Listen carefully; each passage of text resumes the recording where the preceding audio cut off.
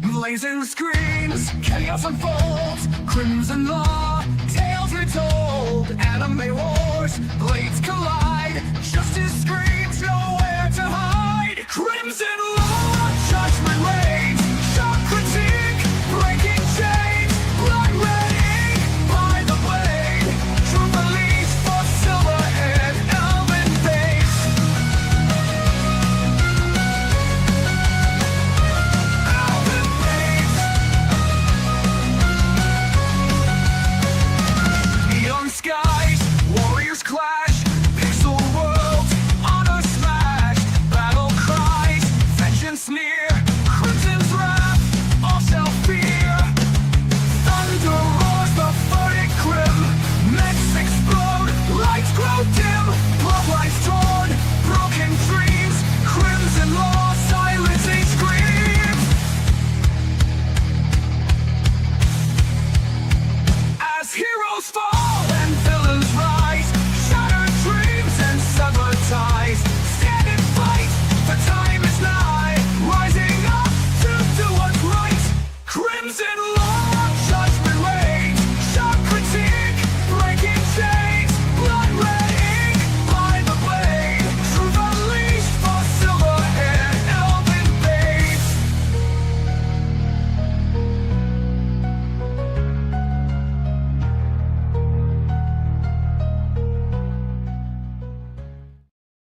Good evening, ladies and gentlemen, and welcome to Animated, the one-stop shop, basically, for, all things anime and manga discussion, at least as far as, going over weekly shit and all that. We don't do news here. We do that on CNN. You can go over there for the most unreliable, biased, and manipulated news you will ever find. Unfortunately, there wasn't enough to talk about this week when that time came around, so didn't end up doing it. Didn't end up doing a lot of things this week, and I will explain a little bit of that. So I did want to get the Visions of Escaflowne video out yesterday. Didn't happen because framing in the cold is exhausting, and a lot of the days this week I ended up getting home and not having the energy to do basically anything. Now I do have the script done and ready to go.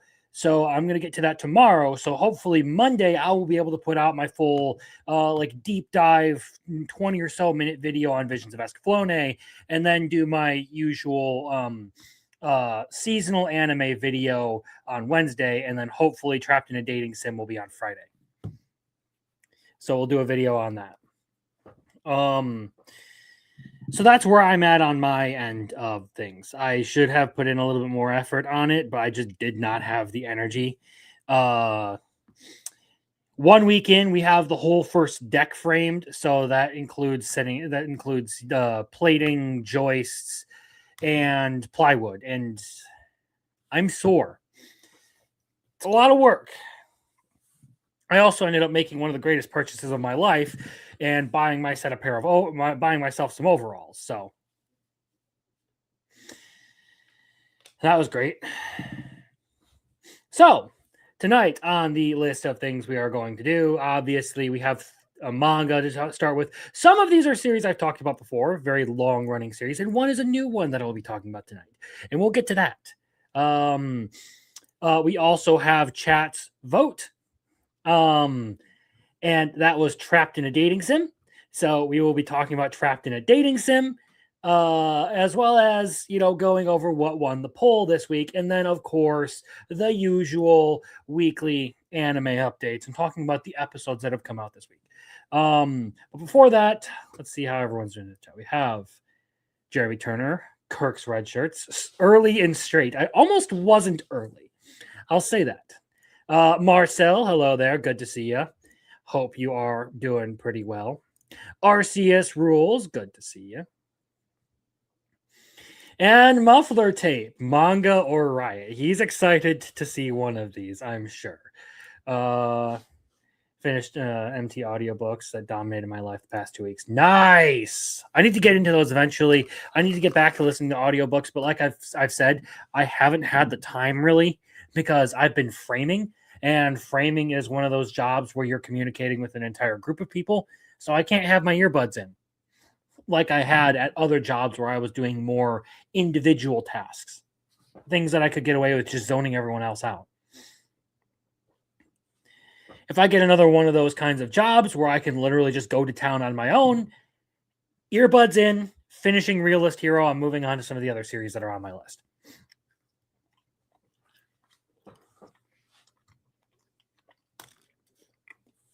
That being said, we are going to open up tonight with a little bit of manga discussion. And this one, the first one, I've talked about this before, and some of you may or may not know this series.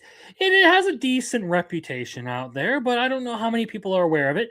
It's a little, kind of niche series called Komi Can't Communicate.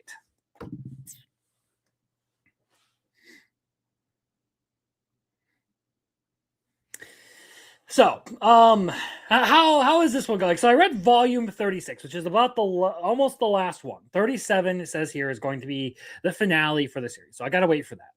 But basically, in this episode, it is an entire study camp where it's really just focused on Komi and Tadano as the series is coming to a close.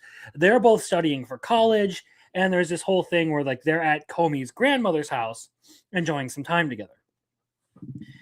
So honestly, really liked this this volume.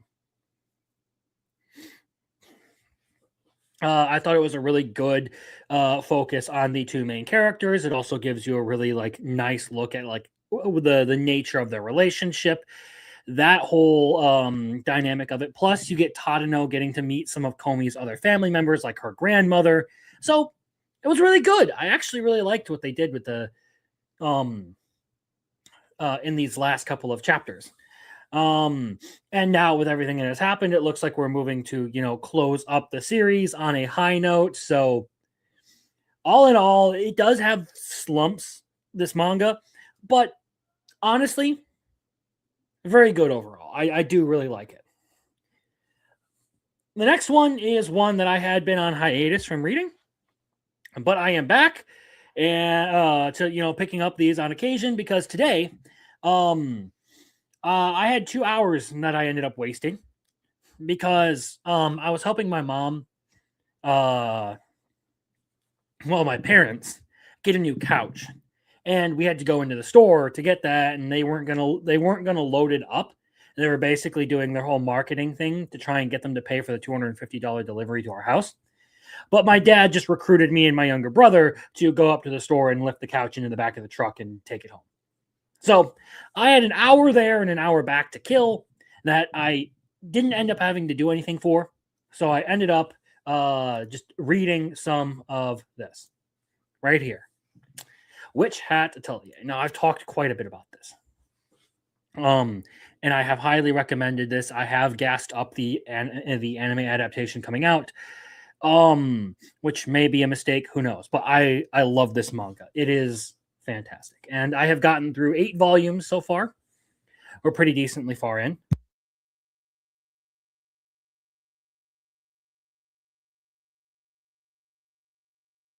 Apologies. And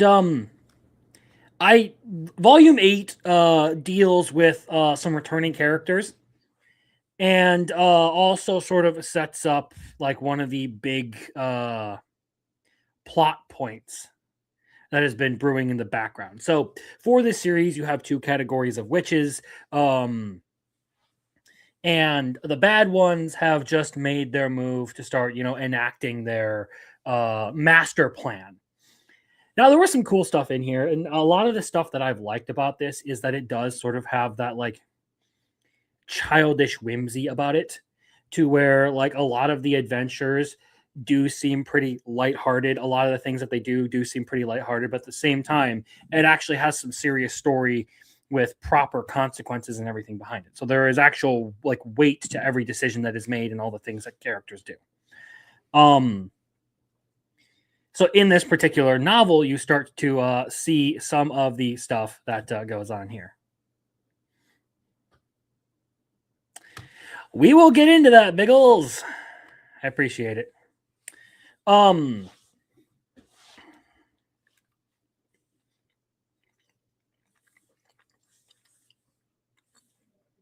The flying cloak that Coco made, or helped make in this, was actually a really cool design. It was something that was actually like a really cool like magic item um, that they put together.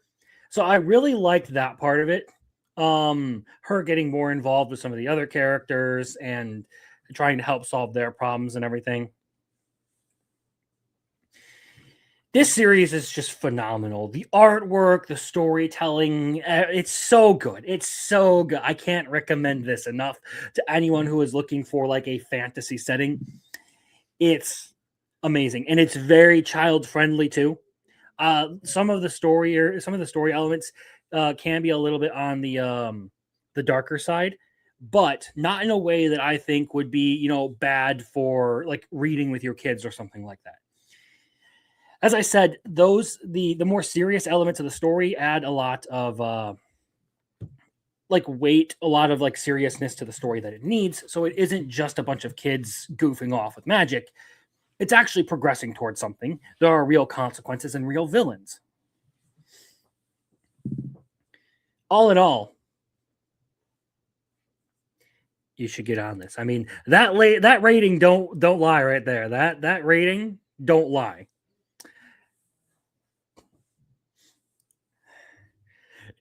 69.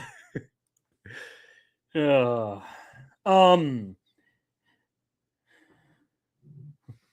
Just who is Keyfrey? Yes, that is the big question.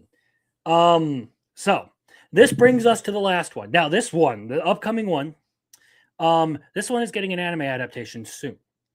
And I decided, because I was bored, I was going to look into the manga because the trailer didn't necessarily have me super enthralled. I was still going to watch it because I like the concept. So I figured, you know what? I'll check out the manga. And I will say that the manga for this, I'm kind of liking. I'm about halfway through the first volume of this. That's about the amount of time I had to read this today. And it's partly why I almost went live late. I sat down with 20 minutes to kill. Started reading. I looked up and there was 3 minutes on the clock. I was like, shit. So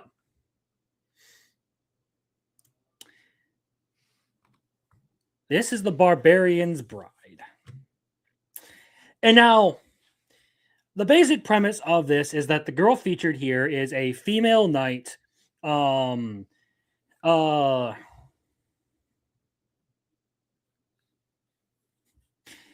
I forget which kingdom doesn't have a villainess.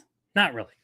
I forget what the kingdom's name is, but she is a female knight leading an expeditionary force into like barbarian lands, hoping to acquire more territory for her nation since it's kind of like barren and needs more farmland. However, her whole expeditionary force is defeated, and she is taken prisoner by one of their leaders. And she thinks she's going to be tortured into betraying everyone and all that. And he comes into her cell and is like, "You're going to be my wife because I like the way you fight."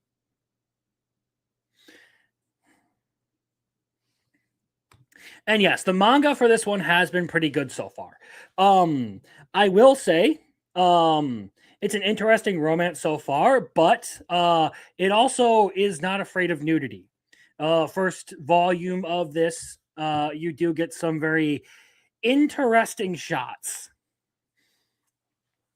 And I actually will say that the art for this is really, really good, and that the trailer that they show for the anime adaptation of this, does not really do this series justice.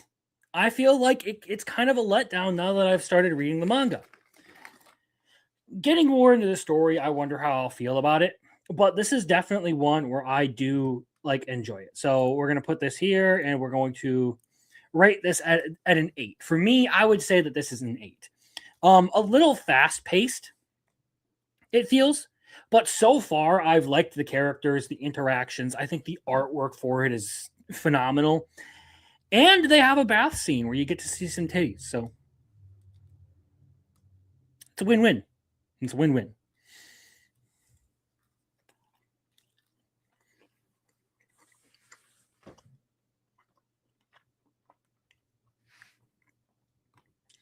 Now,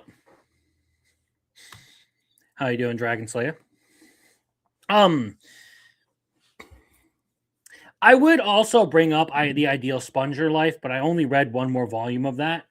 So maybe when I get a couple more in, I will come back with an update on that. But for now, that's pretty much all of the manga that I have any sort of like need to talk about this week. Kome Can't Communicate, which had Atelier and the Barbarian's Bride.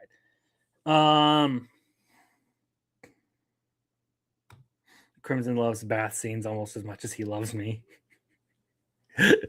Oh god. That brings us to what to chat's vote. And well, chat voted for me to watch Trapped in a Dating Sim.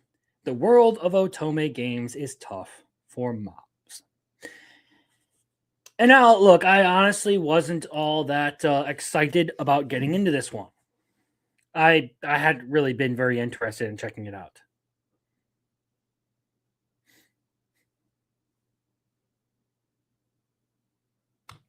So here's what I thought. I gave this a 65. I'm going to be honest, it was more entertaining than I thought.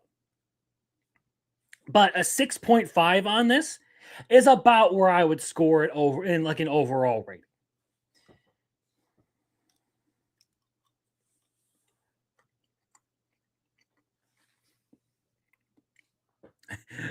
We got Peak. It's like a 7 IMO. Oof. You bastard and boo. I kicked the hornet's nest with this one.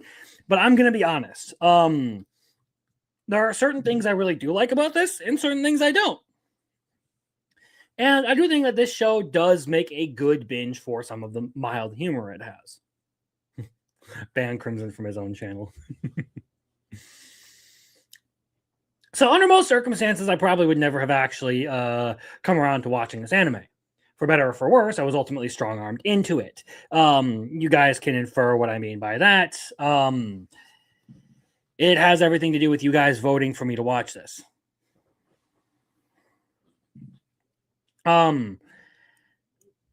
This series is a clear example of a B-tier isekai, the kind where various writing elements aren't very tight-knit, or where the author is very clearly playing fast and loose with it just because he's more focused on comedy and mockery of a subject.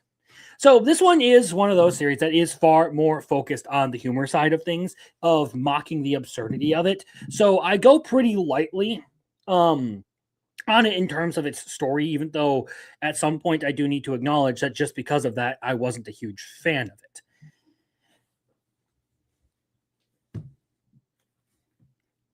I won't like hold it again. I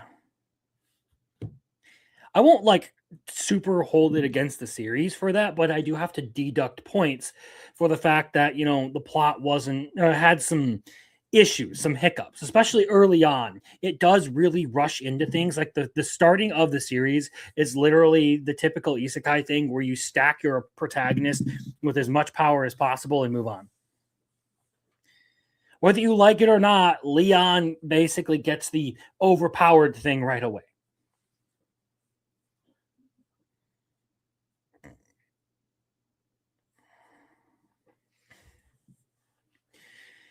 It blitzes a lot of things, it feels like, and I'm not exactly a huge fan of that. So, well, I don't think too exceedingly high of it. I do find it entertaining. Like, this is something that I would say is worth a watch if you're looking for specifically something similar to this. It's got its funny moments, it's got its entertaining moments, and it does have some genuinely good qualities. And we'll talk about that later in the review. But overall, just because it does decide to sort of play fast and loose with the plot and not take it too seriously,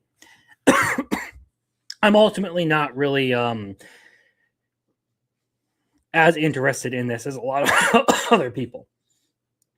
The opening act does feel really, really rushed.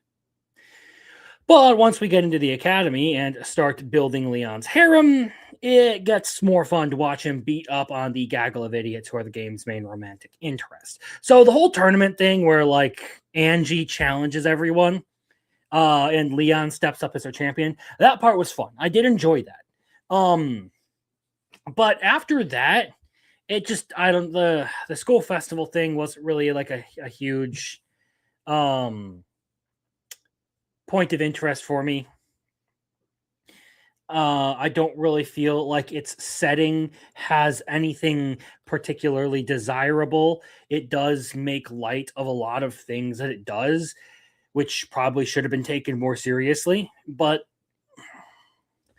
it's more of a comedy. So, other praiseworthy points are having a fun and compelling protagonist. I do like Leon. He's not my favorite of all time. I don't think he gets up there in terms of protagonist, but I think he's a good one. I enjoy like his belligerence and malevolence combined with just him genuinely being a good person to the people who are close to him. Those parts I do find respectable, but overall it kind of comes just down to that. Like, he's a weirdo, he's a little bit crass and belligerent, which is funny at times. And he's not a piece of shit to the people around him.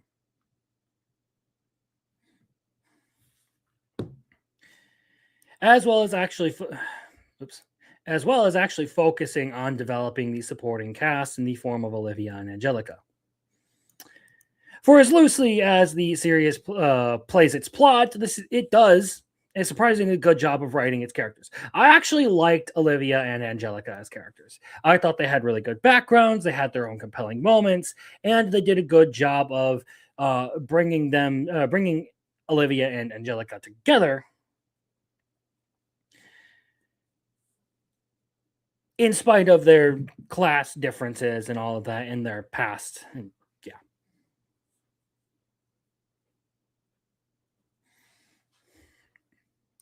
That said, it seems to trivialize a lot of major plot points. Like, Leon doing a bunch of development, Leon getting any amount of power or whatever, like Leon getting set up, the amount of development he does for his own island that he acquires when he discovers it, and just the entire setting in and of itself with all the floating islands and all that shit. So it does seem to like really brush off a lot of things that are major elements. But again, comedy anime.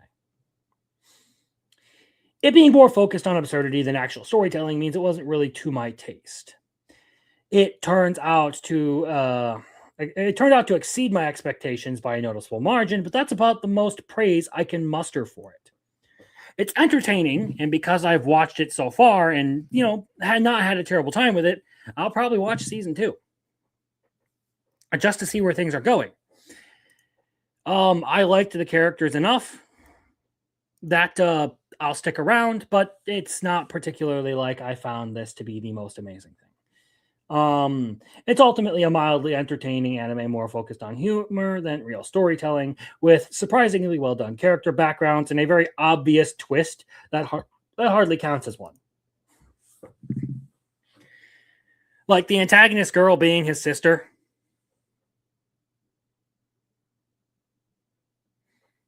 Is like the big implication that happens in all of this.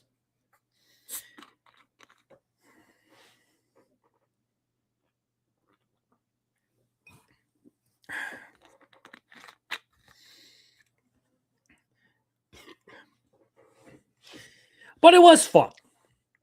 I had a decent time with it. I liked the interactions between Luxion and Leon. It was fun to just have the companion constant, like the genocidal AI constantly insulting him and everything, and like he's just perfectly content to throw his reputation down the drain, specifically for people that he feels like deserve the support.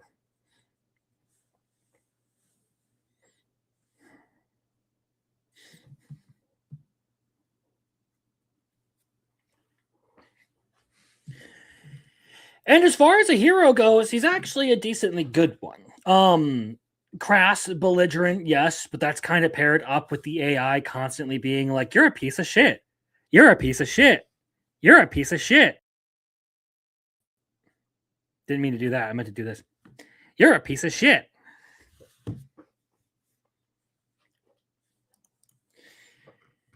I wouldn't necessarily recommend this anime to a lot of people unless they specifically were looking for something of this nature. If you were looking for something that's just absurd and entertaining, it's a great recommendation. I'll give it that. However, I don't think that it's the kind of storytelling that I'm necessarily interested in.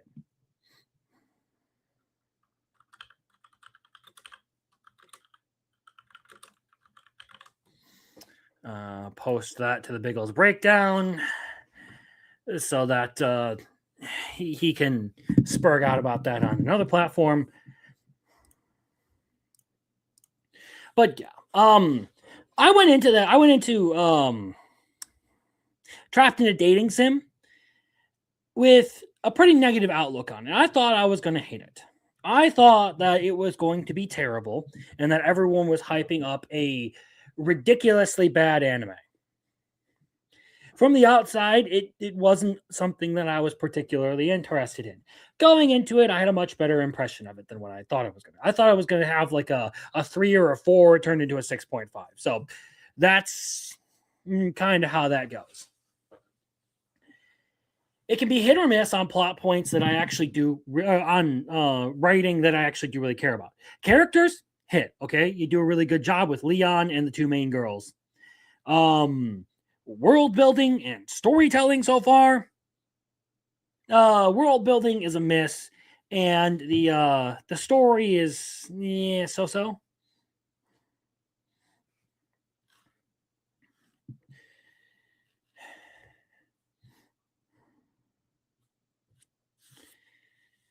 But at the end of the day, this one does look a whole lot more at like just like, hey, look at this absurd setting we have in this character who is basically just going to mock it like it's Mystery Science Theater 3000.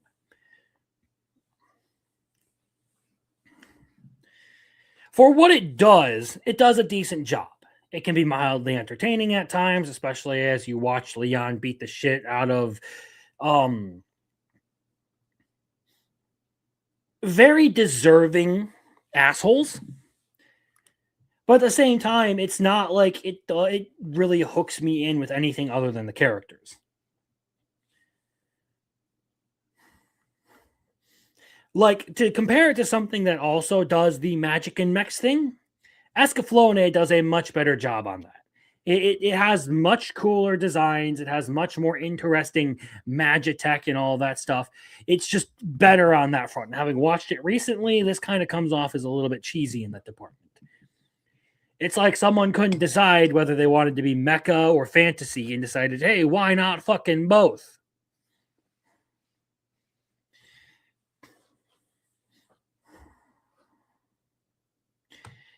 And here we have Angie Supremacy. I'm not exactly sure which one I'm more a fan of. To be entirely honest,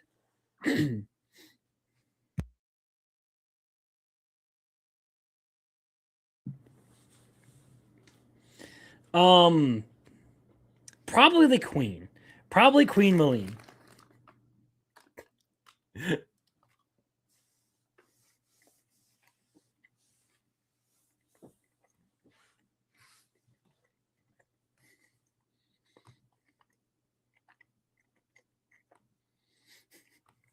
And Queen is best girl. Yeah, you're right. I love how he hits on her once. Like, bro sees her and goes full on MILF hunter. He hits on her once and she is perpetually flustered. And every time his name comes up, she's like, huh? Huh? Huh?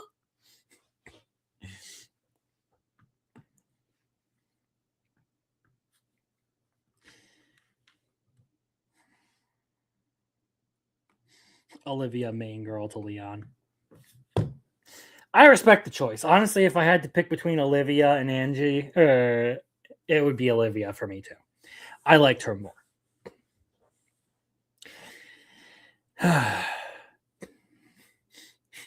So now Biggles moves the goalpost. Just, dude, wait till season 2 for that. Wait to season 2. Wait to season 2. Okay, fine. Fucking whatever, bro.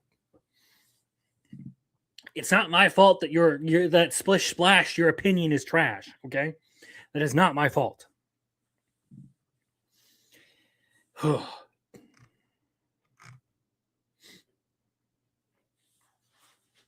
So with that said, we have to talk about what is going on in the chat vote section. So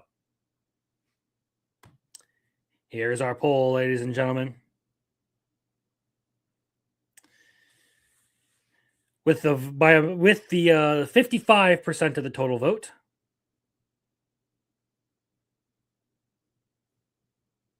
Rainbow Days has won the poll. So now you guys can, start putting out your suggestions for what you want on the next poll. We will take note of those, and by the end of the stream, we will make up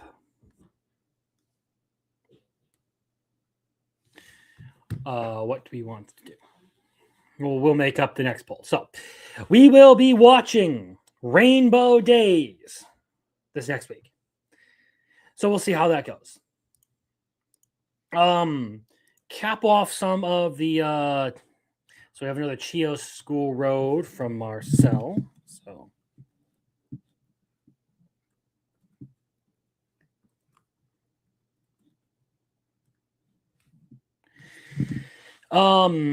talk a little bit more about this, since there were a couple of comments that came in here. So to be fair, they stopped, and the wrap up will begin will be in the beginning of season 2. You can't even put her name. There is so much more MILF hunting.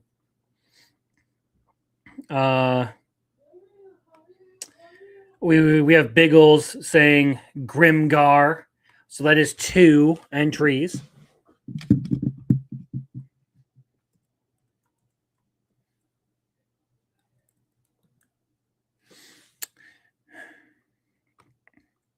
So there are 2 more slots here, ladies and gentlemen. I would encourage you to put in what you would like to see on the poll. That being said, we're going to move on into the main body of what we're going to be talking about here tonight, and that is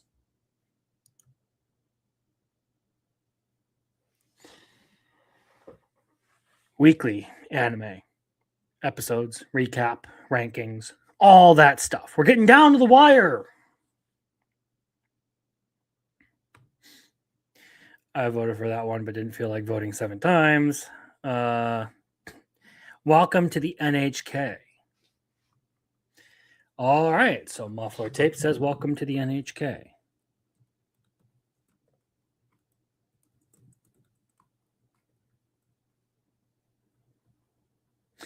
And we have one more open slot for the night.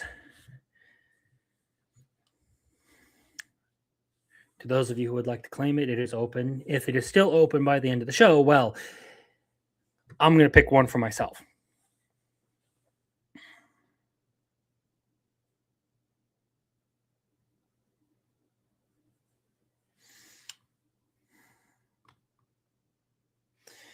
So let's start out the night talking about the best anime of the season. Tojima Wants to Be a Kamen Rider. And in this episode, it is a total tackle victory. So final round of the tournament, Tackle takes on Mitsuba, our rider man, and he ditches his helmet to escape the hold she had on him, and then just completely breaks down after that and effectively throws the fight.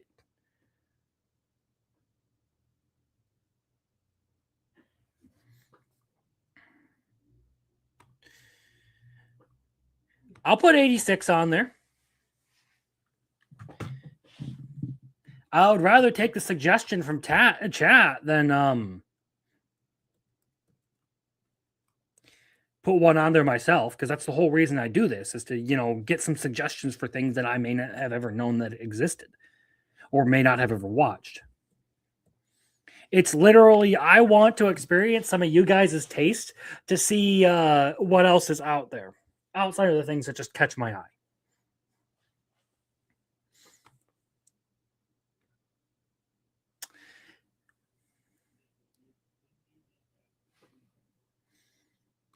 To answer this question, I watched one episode of Inukai-san's Dog and I turned it off. I was done. The moment he lost the helmet, he lost the fight, yes.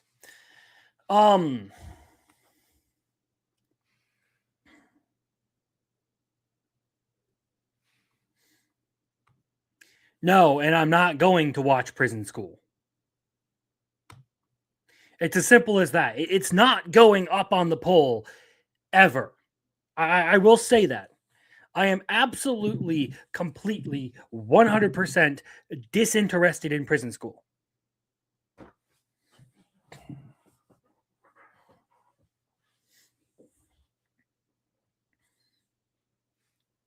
So that's the end of the discussion on that one. I'm not watching Prison School. I don't want to.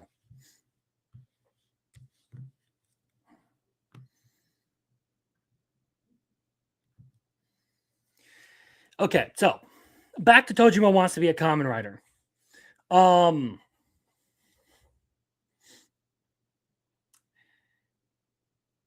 So after everything that happens in the tournament,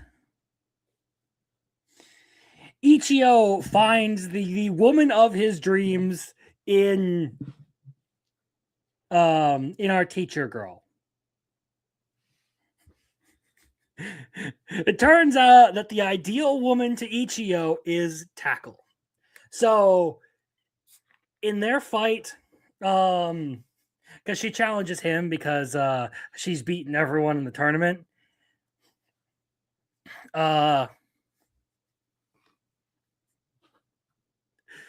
He goes in like it's some sort of like, romantic moment and just gets a fucking kick to the face. And that was great. So we've got the wrap up to the tournament and everything.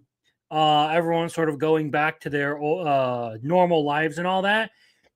And then right at the end, we do get a little bit of foreshadowing to what's coming next. So we have this female combatant who's been going around hunting shocker combatants that have broken out of their brainwashing.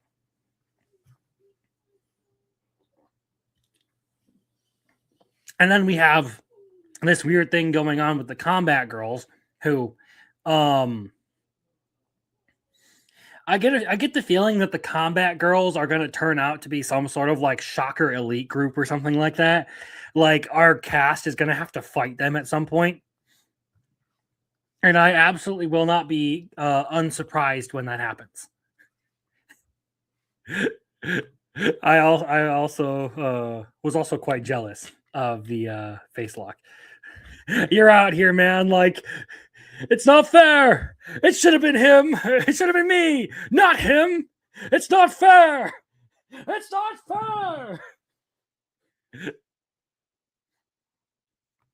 Like they emphasized them in a way that was like, okay, there's going to be some weird like shocker stuff going on here in the near future.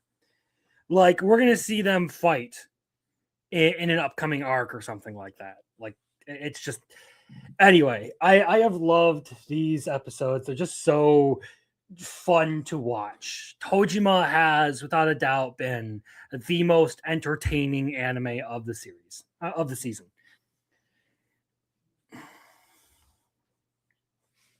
It's just good. It's so good.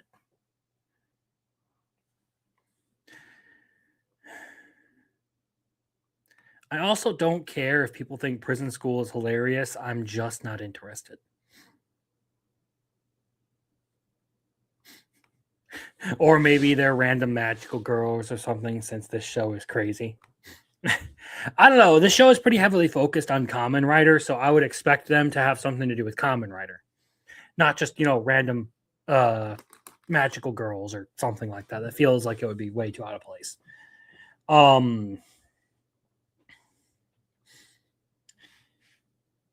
That being said, I do really appreciate the the proportions on the women in this series.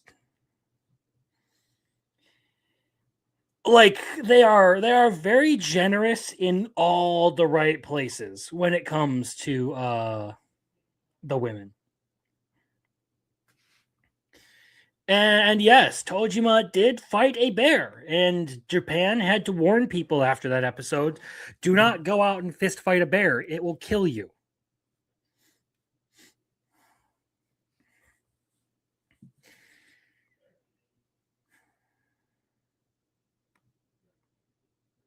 Man, you be fucking wilding out here. Okay, so next up on the list is, may I ask for one final thing? So we're getting to the end of the season, and everyone's prepping for their final for the final battle.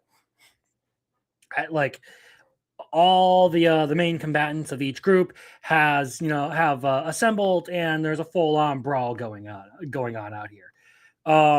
We have the half elf completely forgetting that he no longer has the protection of wind spirits.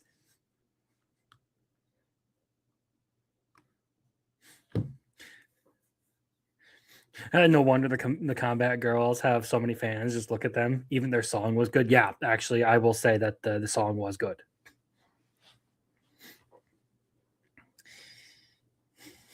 And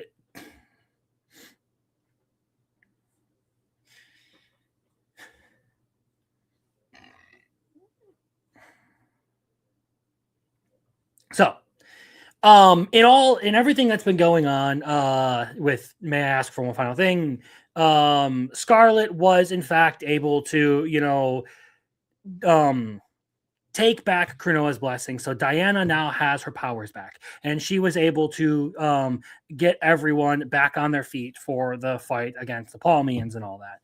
Now, in all of this, Julius gets brainwashed. So he's now fighting Scarlet. And Terranetza is like doing her thing of like, even you wouldn't harm the first prince and all that. And Scarlet's like, bitch, you don't know me, and punches the motherfucker across the room. Great after credit scene to just go through, like, you really don't know. Do you? Like, I've been looking forward to the chance to beat the shit out of the prince. I've been looking forward to absolutely brutalizing this motherfucker. You've given me a great opportunity. And Terranetza, of course, is completely stun locked by the idea that Scarlet would actually fight him. So now Scarlet has to go up against not just the prince, but Terranetza, although I have a feeling that Terranetza is going to be more focused on trying to destroy the crystal and everything with the staff and all that, because now she has to recharge her mana and everything. It's going to be interesting to see how all of this proceeds. Like if they're going to do a season 2 of this, or if it's going to be a one and done sort of thing and just keep it a short series. Honestly, I don't mind the idea of doing like short 12 episode series, just like get it out of the way and be completely done. Because like things that overstay their welcome tend to like really disappoint. When you try to drag something out, you end up really ruining a series. So it would be kind of sad for this to reach a good conclusion in the next episode and then biff it by trying to add more and more to everything that's going on. Like, if you get a decent wrap at the end of the season, there isn't really a need to go continue on with the show. Like, you can just leave it there. It's a satisfying experience. You get everything you want out of it. Move on.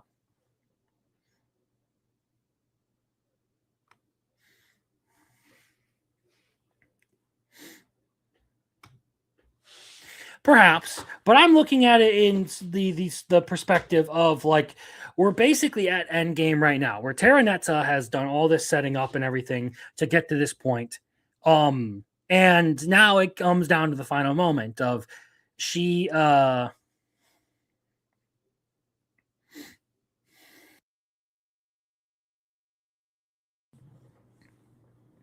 She's actively trying to destroy the kingdom, so there's no going back for her. She can't pull this thing back, and she's now confronted with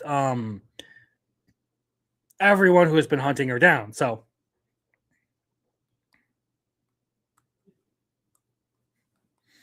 I don't feel like they set up too much for this to be a one-off. I feel like this is one of those things where like the main body of the plot has been addressed with this one season. I really, unless like we don't get like a satisfying resolution to what happens, I don't see this being a like having a viable second season.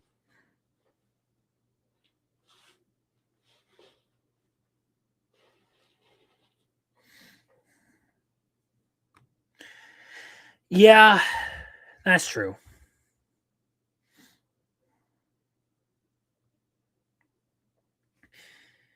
Now we move on to the number 3 anime of the I hear you. Losing the main driver for the stakes in the story makes sense. Just feels like a ton of world building for such a short story. I mean, you can build the world all you want, but if you don't have the actual story to drive it, there's no point in using the rest of those things. Anyway, my friend's little sister has it in for me. So, um, we get a lot of play prep in this episode. So they're getting ready for the drama club to do their performance and all of that stuff. And we have some cute moments with Mashiro and all that, where like she's trying to, flirt with Aki and all that, and does the whole tsundere thing of as she's leaving, tells him to go die and then buggers off. That was cute, but really the main focus of this was the drama club. And it looks like there is a new girl in the harem, a new tsundere in the harem.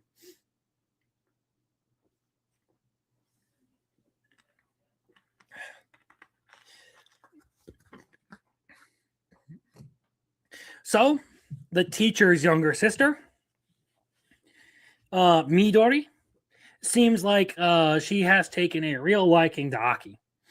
And now, like, especially during the whole thing where she's trying to thank him and everything, and he takes the humble route of like, no, you guys put in the work. You did all this. This is all you. I didn't really have much of a hand in everything that you guys accomplished. So it looks like he may have yet more people to deal with when it comes to the tsunderes that he doesn't believe exist. And ultimately, we have Iroha more than likely going up on stage to finally start, living out the things she wants to do. So that had been one of the things that had been expressed earlier in the episode, and the way it ends is basically you have Iroha getting the chance to act on stage in front of a crowd and actually be a direct part of the Fifth Floor Alliance. She had been in the shadows basically because her family had, been, or her and her brother had basically been banned from any like show business stuff. So I've liked this series, especially as we've gotten much deeper into it. Like it started out kind of but I think it really took off once you got into the backstory of the characters, and then it has gone into just like being really good, really good, really good every episode.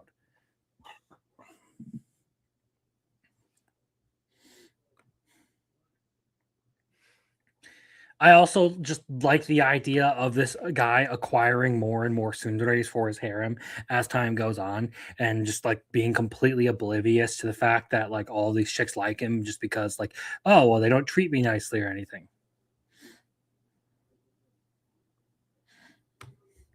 Yeah, I honestly feel like this one does need more than one season.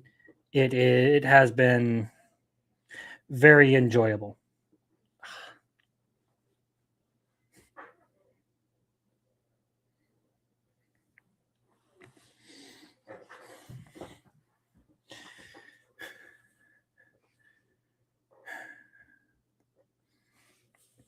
like Iro as a character has been good. I think Mashiro has been fun, but really the two sisters, the teacher and her younger sister, I think have probably been some of like the funniest characters in this whole thing to me because they're just so ridiculous and out there. Like the teacher being, the One Shota girl of all things, and then you have the younger sister who is completely like bonkers. Like you're gonna make us sex slaves. Like that shit's just ridiculous. Like, come on, come on.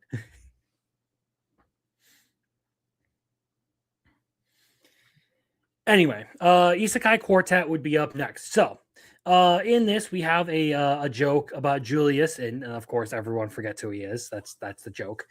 Um, but Shadow Garden has pretty much declared war on the whole class. There's a music festival coming up now, and they have to make this whole performance in order to get the button that will supposedly send them all back to their world.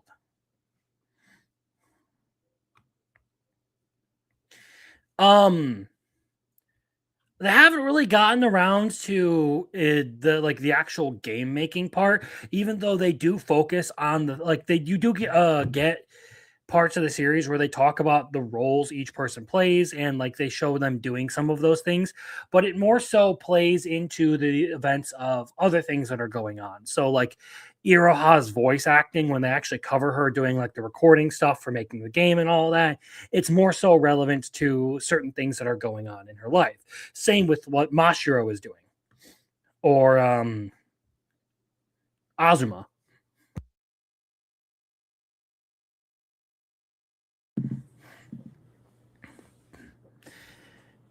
Anyway, with Isekai Quartet, we have Shadow Garden saying that they're going to seal everyone in this world because they believe that they are all, members of the cult of Diablos and everything. And they make character dossiers on like everyone that they need to be wary of and all that. And it's funny. And then you have, of course, Julius and Chris chiming in of like, I know these people are all, like really powerful and like they'd be difficult to fight, but the people you should really look out for are Subaru and Kazuma because they'll do things that you will just never expect them to do.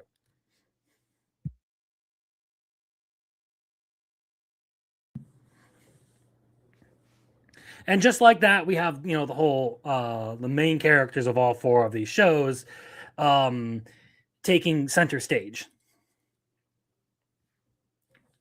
Now, this has been entertaining, but overall, I haven't really been like super duper into these latest couple of episodes. Like, sure, it starts off funny. It was a nice binge and everything to try and like get into the series and all that. But at the end of the day, I do kind of start to feel like there's only so much you can do with it before you're kind of doing the same thing over and over and over again. How many more seasons they can squeak out of this will really depend on whether or not they want to rotate out of the focus on the four that they already have and into bringing in some new isekai series to focus on.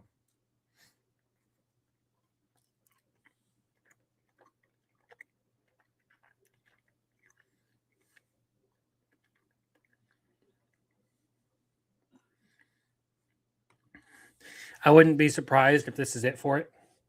Honestly, neither would I, because there's only so many school events you can get up to.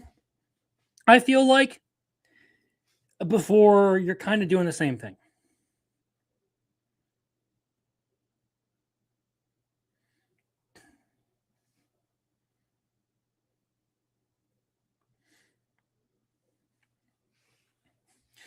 At the end of the day, it's like unless you want to like rotate out of the four series you have here and transition more into like focusing on Shield Hero,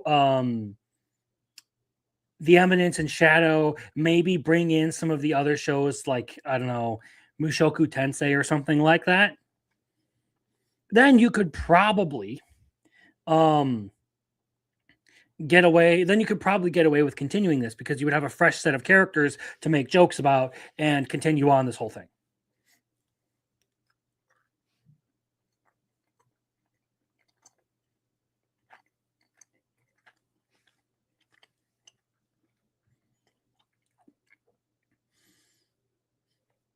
Again, things that overstay their welcome are going to become a problem um, more so to me than a show, not getting a season two.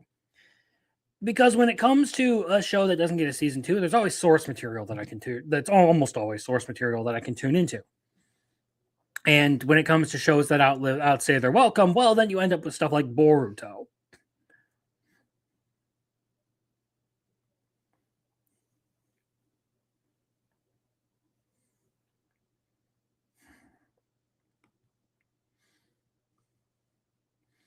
His different episode depending on which series you're into. I loved the Shield Hero stuff, but you dropped it before those jokes. Fair enough.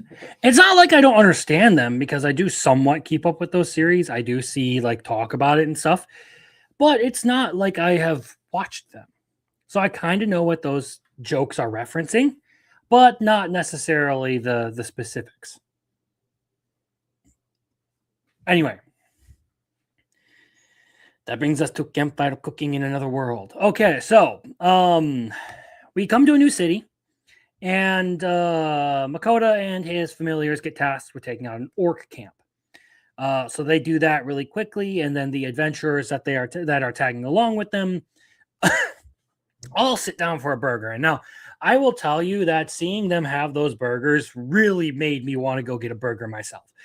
I will tell you straight up that putting a fried egg like that on a burger is one of my favorite things. I know some people will poo-poo it, they think it's weird or whatever, but you put bacon and a fried egg on a burger, it hits different, okay? It hits different. So when they did that whole thing, I really wanted that burger. I really, really, really wanted that burger. Yes, it looked good.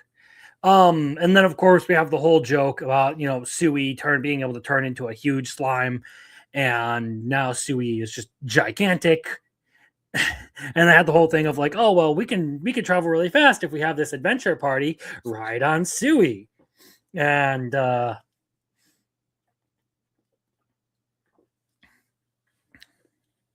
it's been entertaining with what it's done.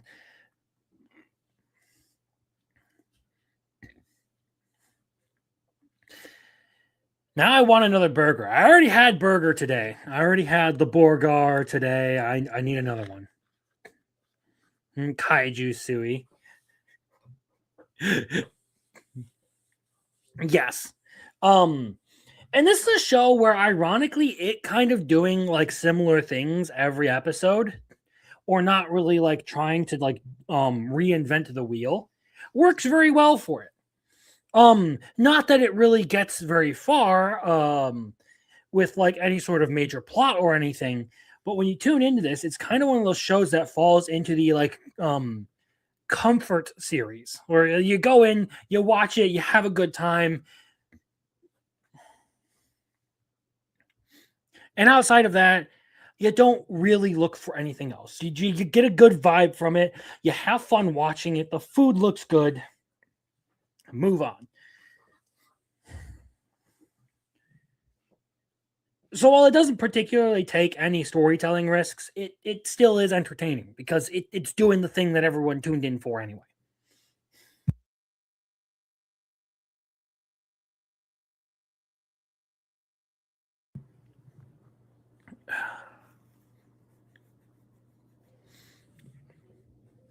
So I respect it. I have really, really enjoyed Campfire Cooking in Another World this season.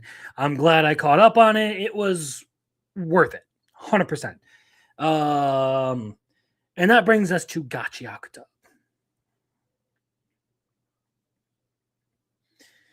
And I really liked this latest episode of Gachiakuta. I'm not gonna lie. I saw Giant Sui and was confused. Yes, Giant Sui is now a thing.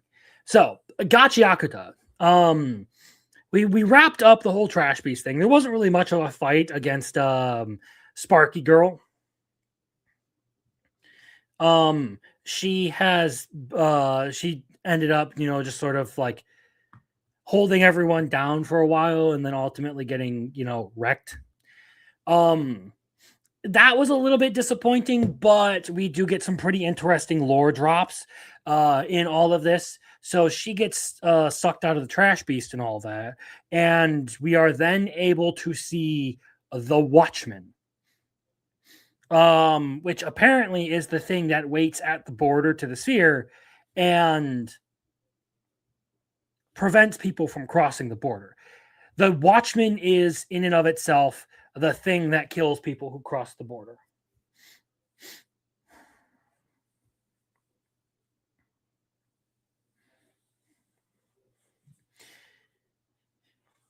And now it kind of starts to make sense, like what the Watchmen series are, and it starts. I start to wonder, like, how many more parts of the Watchmen series are out there. So we know that there are the boots, the coat, and the gloves. But we also know that there is someone who has wings that goes to and from the sphere. And now, it doesn't seem like that would be Zoldil, but I thought there were 5. That may have been mentioned. Either way, we do know that there are more than 3.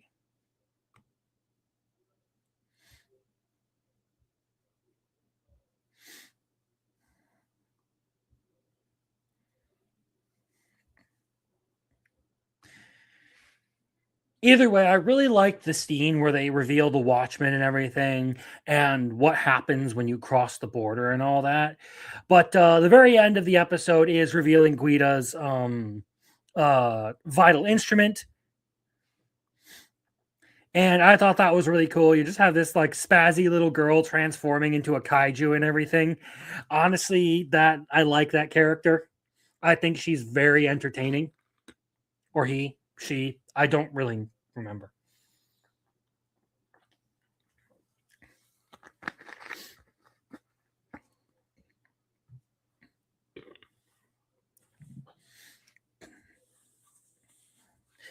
Either way, I liked the reveal on that power and all that. I also well, it may have been a little bit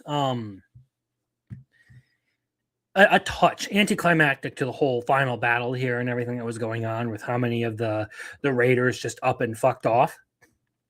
I still really liked the ending of this arc overall. I think it had its slump after the start of Core 2, but it's gotten back up there for me. Like I've really been enjoying it lately.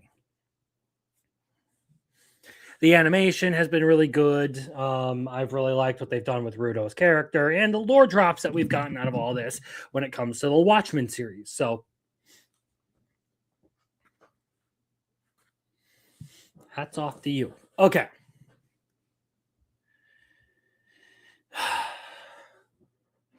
Ranma and a half. I mean, I don't know if it's supposed to be Ranma and a half, Ranma half, Ranma 1/2. But I mean, I would just call it Ranma and a half because that sounds better to me. So, this episode really focuses pretty heavily on Moose. And this is one of my, I guess, frustrations with this series is that it kind of really relies on some very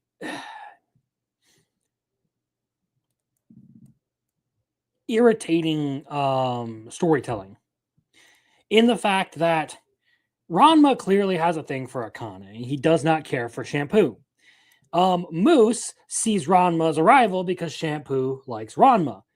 Ranma would like nothing more than for Moose to take shampoo out of his hair.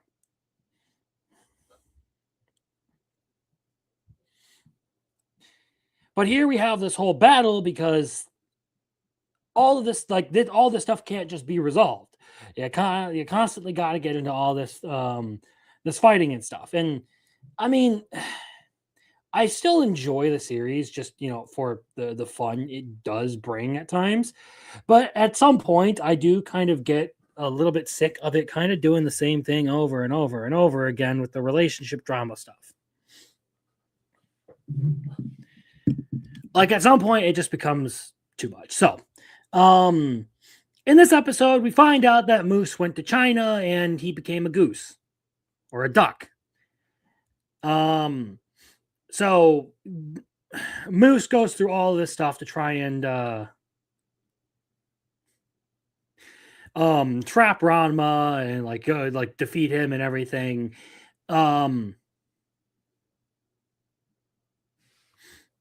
His shampoo out of his hair. That one was on purpose. Don't even try to deny it. Yes, it was on purpose. So Ranma is doing everything he can to, keep Akane out of danger and all this. Ultimately, though, Akane gets sprayed with the water that turns people into ducks. So there you go. They end on a bit of a cliffhanger, so we don't really know what actually has happened in all of this. But at some point, you overuse a trope, and it starts to get a little bit irritating. And I feel like Ranma does that in like both seasons so far, to where like I enjoy a lot of it, and then closer to the end, it's like, all right, you know what? Can we move on? I'm like, the last few episodes just aren't as fun to me as the first 2/3 or 3/4 of the series.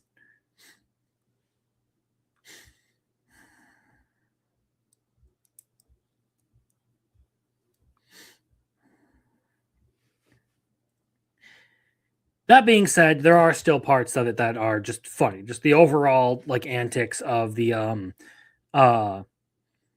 anything goes martial arts, I do enjoy. It's just one of those things where like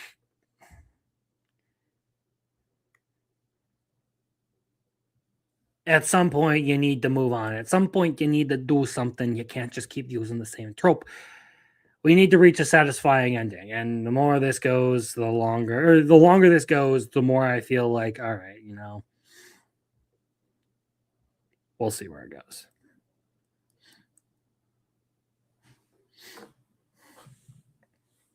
All right. Wild Last Boss appears. I feel like now that this season is over, this has been the first anime of the season to come to an end. At least the first anime of the list I'm still watching to come to an end. And I feel like it actually does deserve that place up there in the must-watch category with this latest episode. We got some really good lore drops in this final episode that have definitely like changed the perspective on the entire series. I really like that. We are introduced to the 5 dragons. Yep, that was the last episode.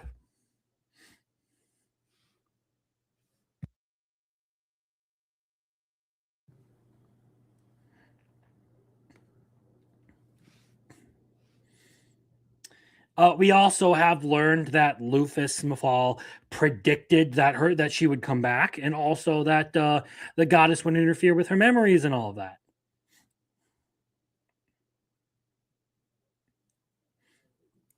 So we get some really, really like cool things happening with the lore of this show that I thought were really good. Now, of course, the flying RV.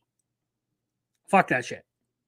The fucking RV annoys me, just its existence. I did though like the fanaticism from Lufus's allies from the 12 heavenly stars and all of that. If I'm not mistaken. So on my anime list, let's go to A Wild Last Boss returns or appears. So it has 12 episodes, and if I go to Anime Kai,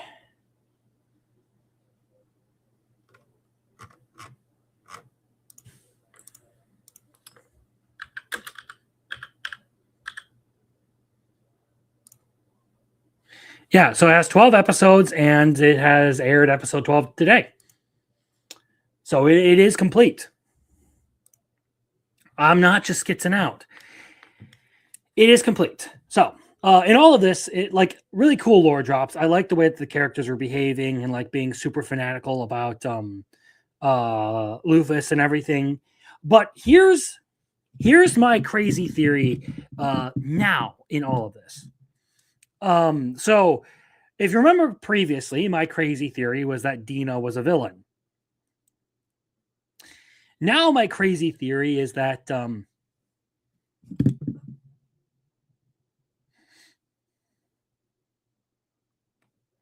I hope I would actually really like to get a season 2 of this. So, because I'm going to tell you, I'm going to say something that I think might be kind of wild. I don't think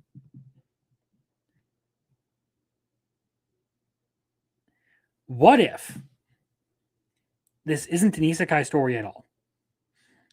What if the creation of Lufus's memories, or sorry, the gamer that is stuck inside of Lufus, what if that person isn't even real? So the way they describe it in all of this at the very end is basically that the goddess created something to keep a cap on Lufus's personality and memories and all of that. And the person inside is like, oh wait, that was me. I'm sitting here going over this. The thing is though, and I think some of you guys pointed this out, like some of the the stuff about like the game dev and all that, like there's some weird stuff going on there. There's some like things that just don't really add up once you start to think about them. It's almost like someone just created that out of nowhere. So what if this entire like different personality or this entire like different soul inside of Lufus is actually just Lufus whose memories have been altered to think that there's someone else?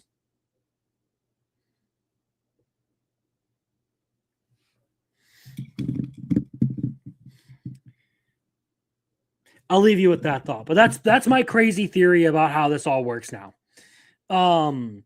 I hope it gets a season 2 so that we can see some more of this. Because I don't particularly think that that would contrast anything that we've seen going on. And sure, yeah, it is out there. I don't expect anyone to particularly agree with me on this, but I don't know. That's kind of the vibe I get from this is like, what if we're about to get baited in all of this and just find out that gamer guy in there isn't never actually existed, and that this is all like, and that technically another world does exist like that, but the other world doesn't actually have anything to do with what's going on here.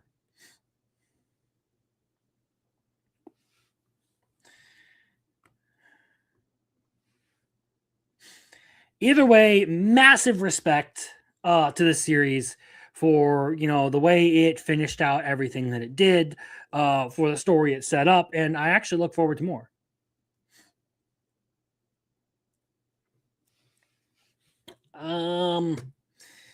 That brings us to Kashiwata and Ota. So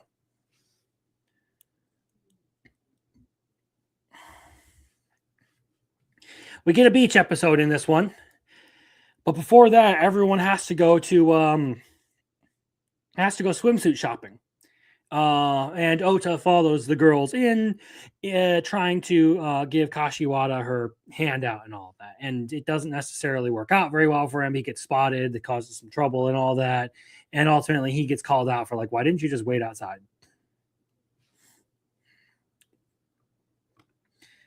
Wild Last Boss did really good.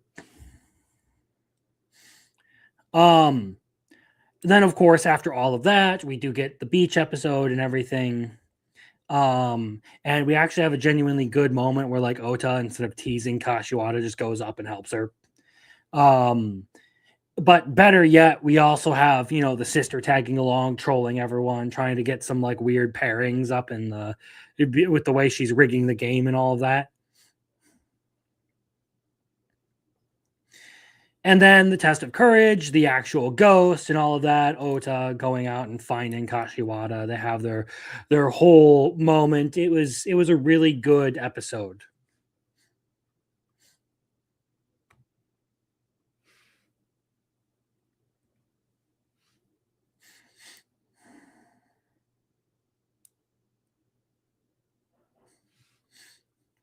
Unfortunately, no season 2 because they're skipping shit, but episode 12 is going to be amazing.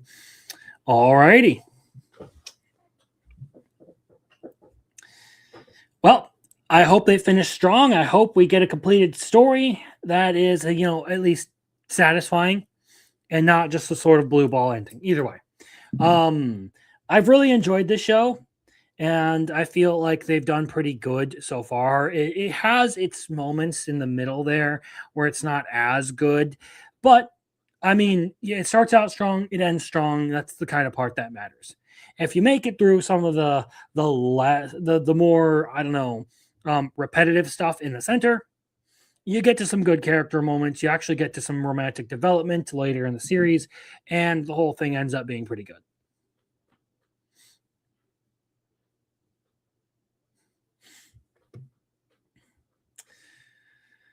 All right. All right.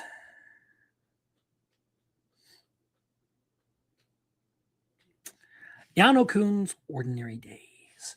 Okay, so we have the festival going on in this one. To where we have the whole thing with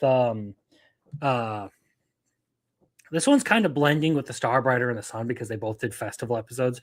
But the Horror Cafe was actually an interesting, different thing that I don't see many series do. So that ended up being a kind of like cool idea that I liked. And my notes aren't necessarily helping me remember what happened in this episode. I think that if I remember correctly, for some reason I'm blanking because my week has just been a fucking clusterfuck. And I've been exhausted.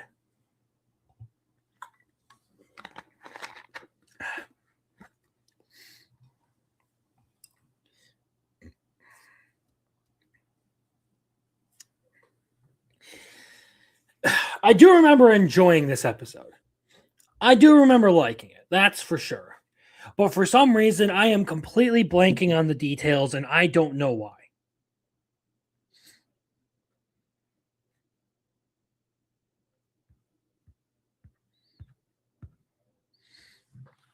I believe it was they did the whole setup for the horror cafe. They had all the drawing stuff, and then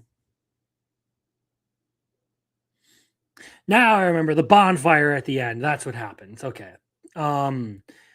There's the girl from Yano's class and everything that he keeps avoiding. Like she keeps trying to approach him, and he keeps completely avoiding her and not wanting to talk to her.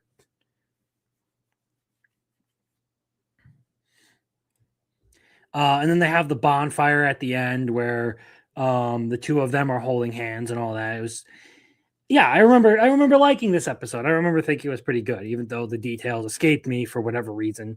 I'm just gonna blame my exhaustion from work. Sorry to those of you who were looking for a little bit more detailed discussion of it, but that one was rough on me. I think what might have happened is I watched it late at night, and like passed out right after the episode was done. Yeah, because that would have been Tuesday, and Tuesday was like the first big day we had to get everything going on the job. So that checks out. That checks out. Okay, so we're just gonna move along to Unlimited Gotcha. Because yeah. When it comes to Yano, before we do that, when it comes to Yano, I have enjoyed the series, but I would have a better impression of it if it did focus a little bit more on the romance aspect of it. It does still want to lean like heavily into the friendship stuff that they've got going on with like other characters and all that. But at the same time, I much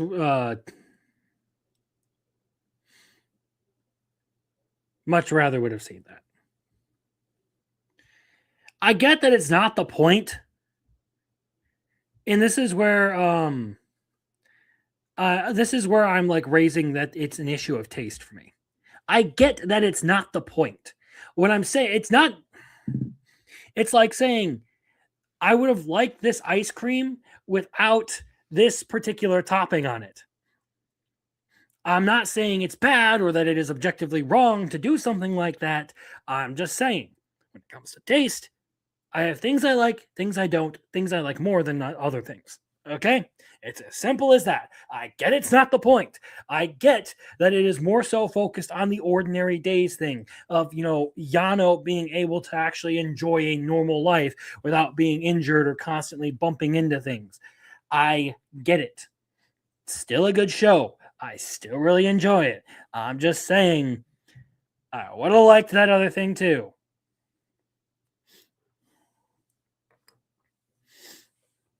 Yeah, I know you're fucking with me, but the longer I have to talk on things, the more content I get out of it. So, anyway, gotcha.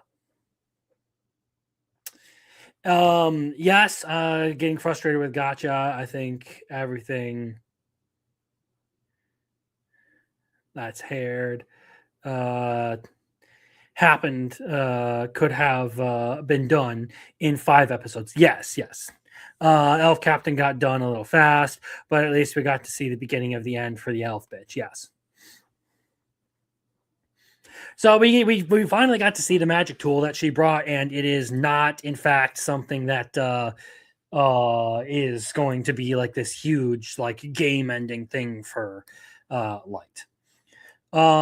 This really was probably like the blue ball episode of all blue ball episodes. Like, we get the beginning of the end for Sasha.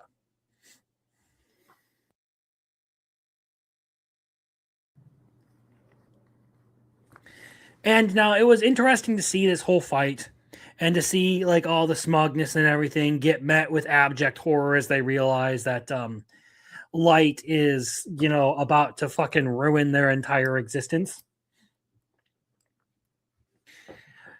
But at the same time, it does really do a terrible job of rolling things out. Like, sure, Night Girl OP was kind of funny. Like, I enjoyed that. But the bulk of the episode was basically spent on a back and forth between Light and the other two elves that just ended up kind of blue balling people. It isn't dissatisfying. It's just a little bit irritating that all of this could have been done already. We could have been through this and getting on to some actual meaningful story with everything. But no, they had to drag this whole thing out for as long as they did.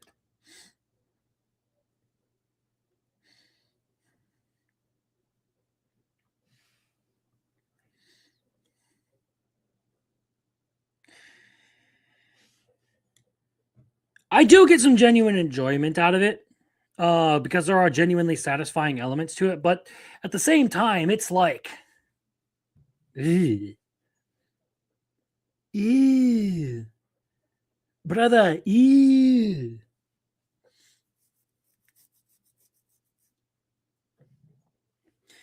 We could have been done and over with this. You're sad you dragged this out, put in a random filler thing that did nothing for the story except for establish things we already knew. And now you're fucking cucking us to the very last episode so that you can milk as much content out of this as possible. Fuck you.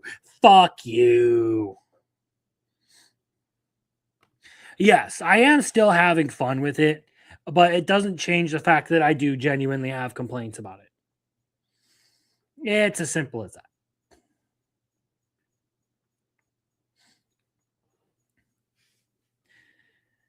Okay, my awkward senpai. So, honestly, this episode had me a little bit excited that maybe our guy was going to make a move on Kannawa. Like, I was sitting there like, oh, is he actually going to confess to her? Is he actually going to say that he likes her?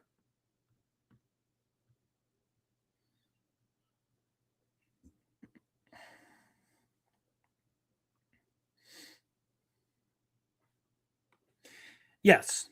That's a really good point. Is good adaptations do make a world of difference. Like I can talk shit about Solo Leveling all day, but I won't say that it has been terrible TV. Like, it's still wildly entertaining to watch. It's just, it is a Big Mac at a fine dining restaurant. Okay, it is the comparison of a Big Mac to a steak at a proper steakhouse.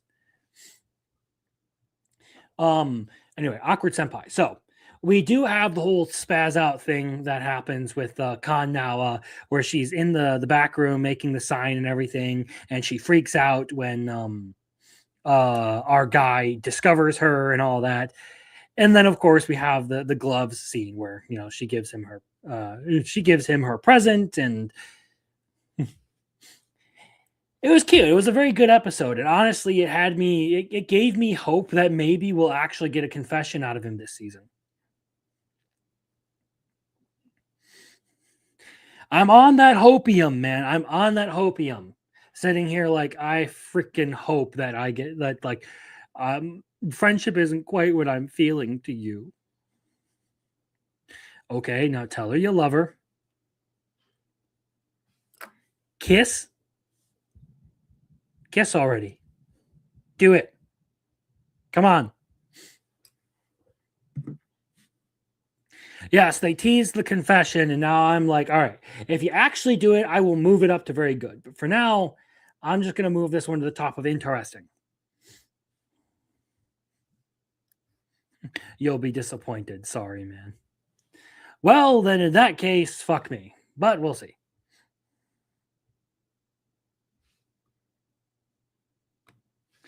Me personally, no. I only wear gloves at I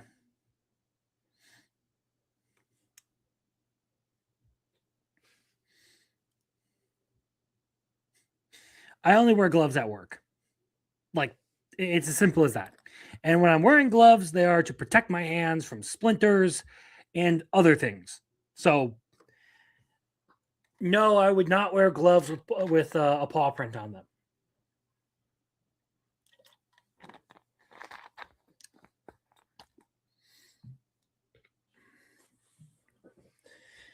That being said, we are going to move on to A Star Brighter Than the Sun. So, here we go. The first note I have here is escaping the school. So like, they get caught up in their conversation and everything, and then have to go through the whole thing of like, they got to bail out the window in order to oh,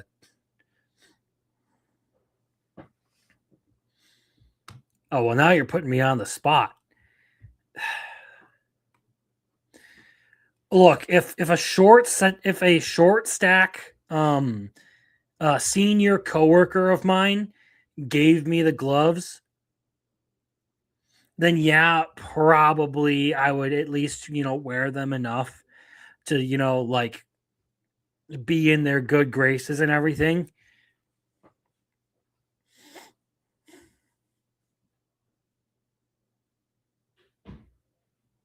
But I don't know. Eventually, I'd probably just like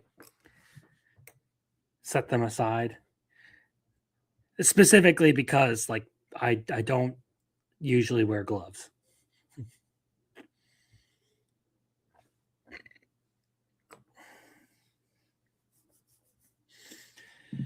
All right. Back to this. So we do have a whole Kami Shiro is jealous moment in this, to where Ayakawa is like,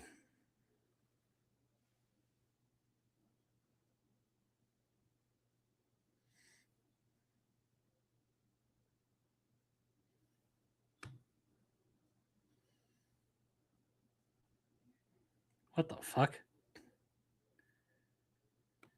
I don't know why you're having gay fantasies about me, but you do you, I guess.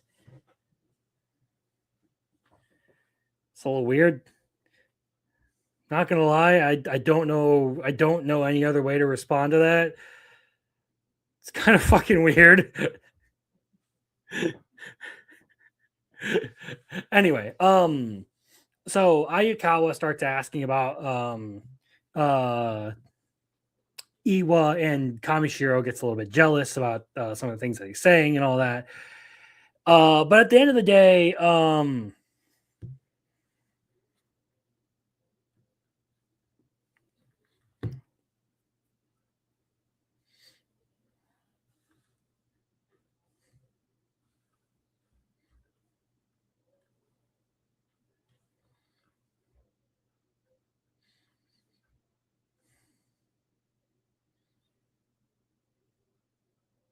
I I'm lost, Marcel. I am lost. Anyway, um so at the end of the episode, we do get Iwa's confession and all of this. She just straight out says, like, yeah, I fell in love with you. And then fearing rejection and everything, she just sort of like, breaks down and runs away and all that. And at the very end of the episode, someone comes to find her. So I'm hoping that we get a resolution to everything that happens to this whole series. Really, just get them together, have them do their thing.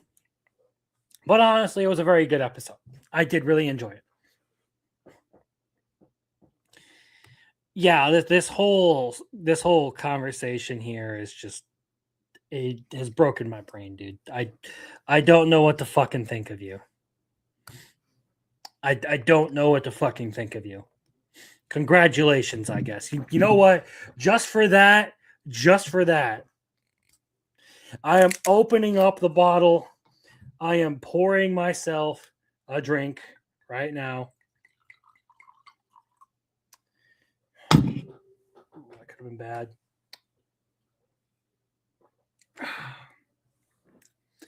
It's more than 1 or 2 shots, but holy shit, I need it.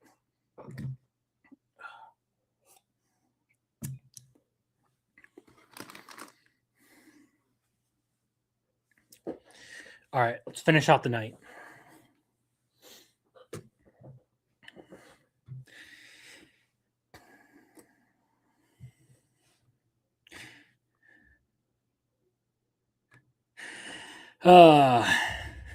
So you enjoy A Star Brighter Than the Sun?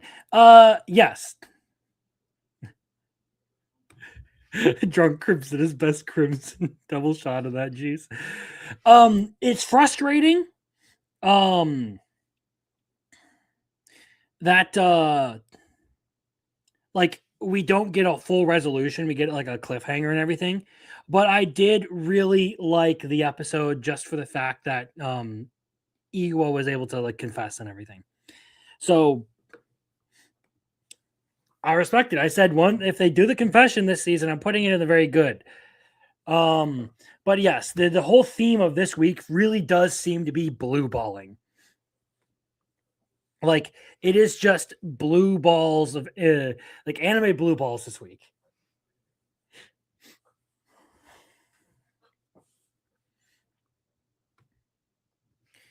So I'm hoping Iwa gets her, moment in all of this. I hope we get like a good resolution to this series because I've enjoyed it up to this point, and I'm really hoping that it's just kind of one of those like short and sweet series.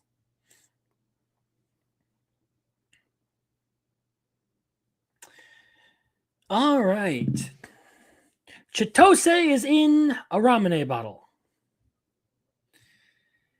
This is one of those ones where I kind of feel like either I'm just not trying hard enough or I'm missing something really big. Because I feel like every time I open this up, like there's something going on that just isn't elaborated on. And no, it's not the thing with Chitose himself and being like feeling trapped or feeling like he's stuck in this this role. It's like I feel like they just didn't do a good job of elaborating on what like his relationships with all these people actually is. Like I feel like we're just kind of have the whole thing thrust upon us, and we're expected to like just keep up with everything that's going on, or care what is like happening here without any sort of elaboration as to um how he made all of these friends and all this, like how they got together, what their relationship is. It feels like it doesn't explain a crucial part of the whole setup, is what it feels like. If I have to read a light novel to feel like the series is doing a good job, if I have to read a light novel to get bits of information that probably or that are like that feel essential to the entire series, to make it feel like an actual complete like story that doesn't just drop you off in the middle.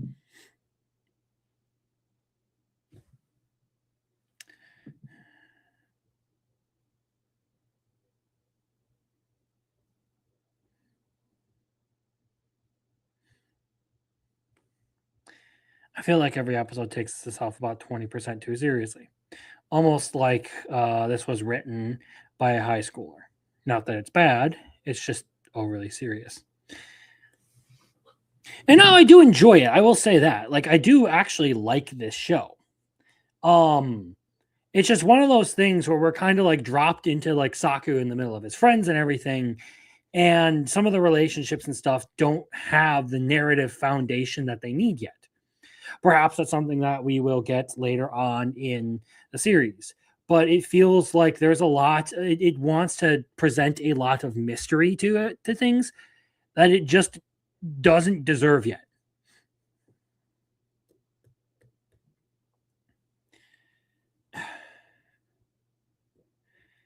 Someone last week described it as being pretentious, and yeah, I kind of feel that. Either way, the contents of this episode I did not have a problem with. So we have the whole thing that happens after the basketball match where that guy who was, being an ass to Chitose comes by and they have their little conversation. He learns that the other girl went to the school where all these delinquents that are stalking the girl he's with came from. They go through the whole thing of going on a festival. They have they have the game session where it is the blonde girl. I forget their names because it's been a little while, but you have the two girls going at it like, if you lose this, I'm going to go on a date with Chitose instead.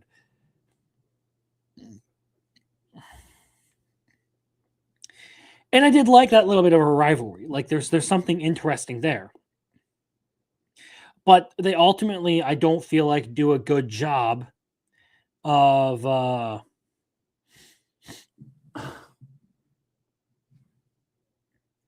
sorry, I should say, I ultimately don't feel like they do a good job of narratively supporting this whole thing with Chitose and why everyone's so fond of him.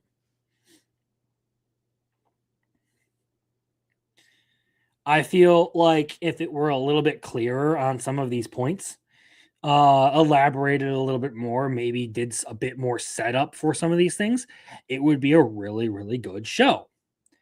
But at the end of the day, it does want to sort of approach it in a little bit of a different way, a little bit more pretentiously. And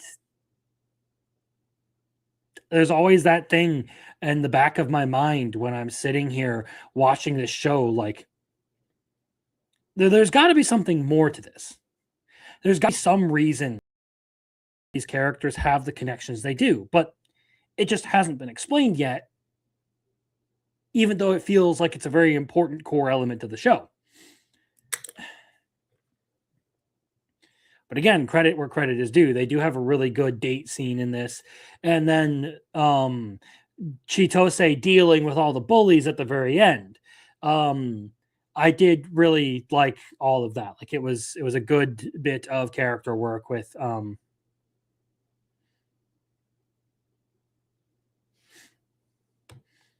what if it's not explained in the light novel?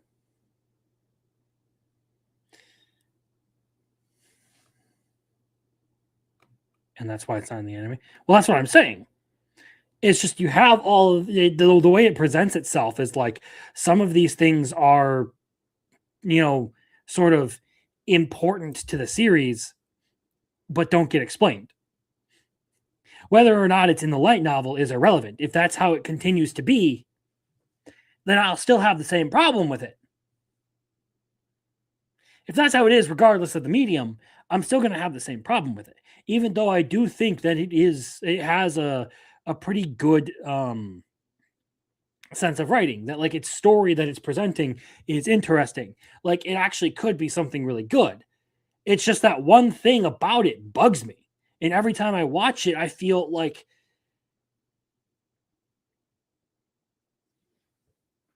why is it done this way?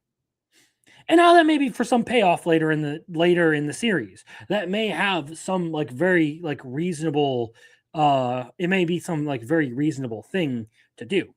Like where you loop back to where it all not necessarily that, but like you have a good flashback section of the series that talks about some of these things and goes over it and you use that for character development. Maybe that's the reason they do it.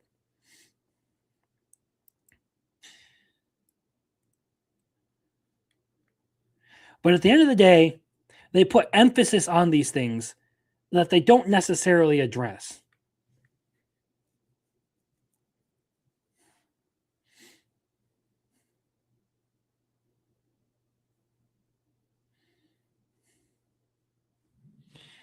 And that's kind of the reason it doesn't go any higher than what it is right now. Like, unless you start to like satisfy that part of me where it's like, all right, well, why are we doing this? Why is this here?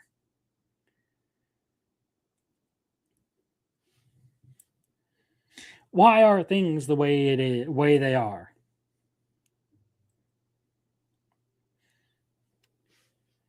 And I'm not asking for things to be completely front loaded with the anime. I'm not asking for the story to be like completely unveiled before me.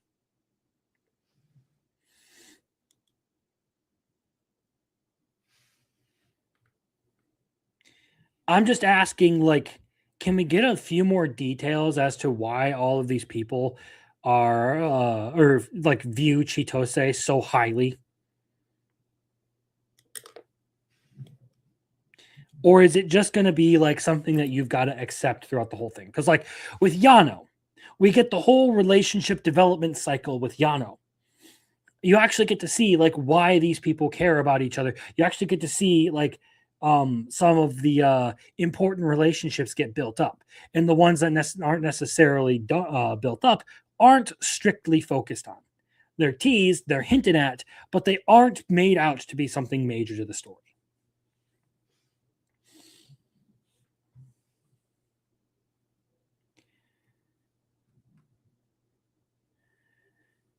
So to me, Chitose feels like it starts not necessarily in the middle, but it starts later than what it should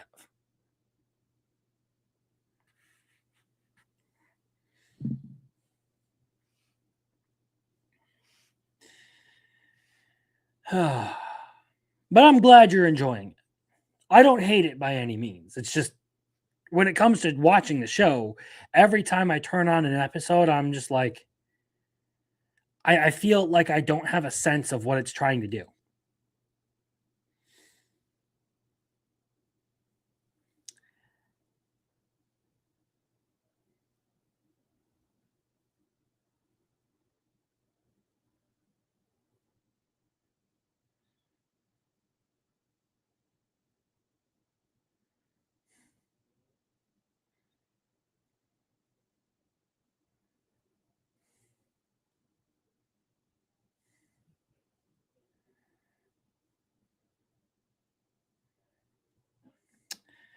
Hands off, Kotasashika, we're gonna move on. So we have the whole thing with Aroma's injury and all that, and she decides that she's going to let Kotasashi, give her another massage. Um, she goes full unsundere for the duration of it. But in this episode, we do find out that Aroma is under a lot of pressure because she's a first year and she is basically at the forefront of their games at this point. Like there's a lot of pressure on her. Everyone's expecting her to perform, and she may or may not feel like that's getting to her.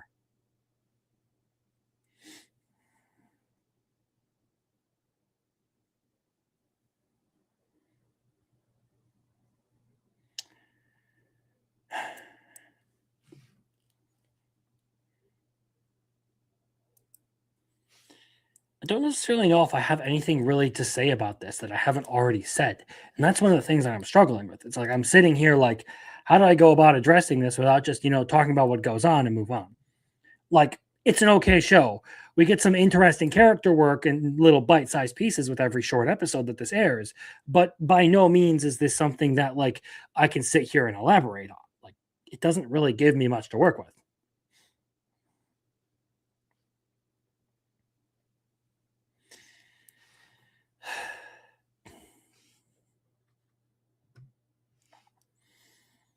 All right. So we're just kind of going to move on to the Alma wants to be a family.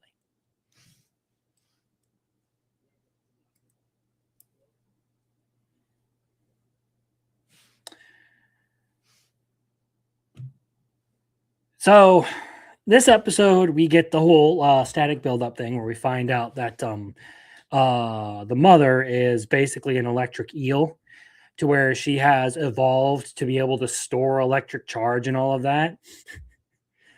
So they have this whole problem where she keeps zapping Alma and all of that, and it's causing problems. And they go through all of this trouble to, try and like reduce the charge that she builds up. And in the end, they, get the whole thing resolved with some pretty simple things. But there was the funny moment where the sister walks in and they're all dressed in the rubber suits and all that. But then of course we do have the whole YouTube thing where the girls build their own YouTube channel and all that.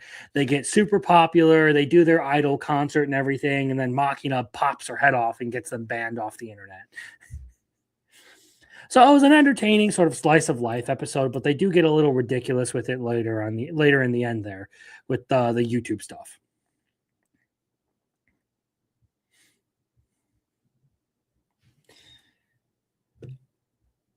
Honestly, the family stuff was more interested when it came to this, or was more interesting to me when it came to the show. So I was a little bit more invested in that. I kind of feel the same. Like I like a lot of the things that Alma does at times, but I don't know if I'm going to remember this 6 months from now. This is probably going to be one of the ones that gets pigeonholed, and I look back and be like, "Oh yeah, I watched that. I remember doing that." Yeah.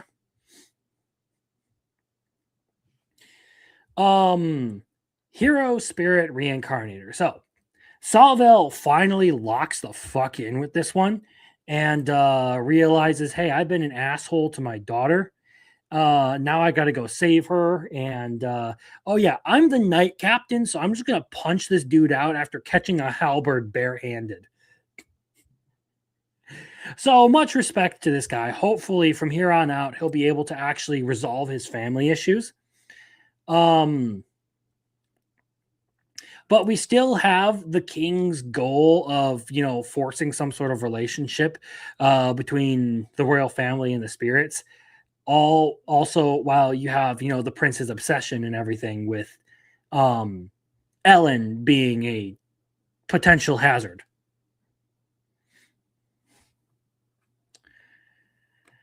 The show turned out to be a little bit more drama focused than I thought it was going to be, but at the very least, I've gotten some entertainment out of it.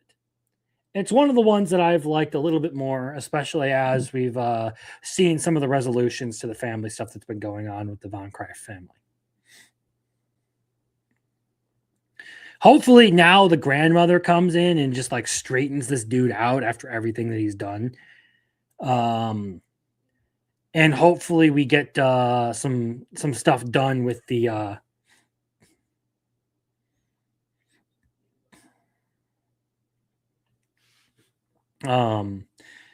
the king and his bullshit. Talk about another show that could be where it is with half the episodes. It feels so different at the end of the season than it did at the start. Yeah, I feel like maybe not necessarily that it could have you cut the episodes, but at the same time, like it does feel like there are times where like it's not really locked in, it's not focused on doing what it's gonna do. So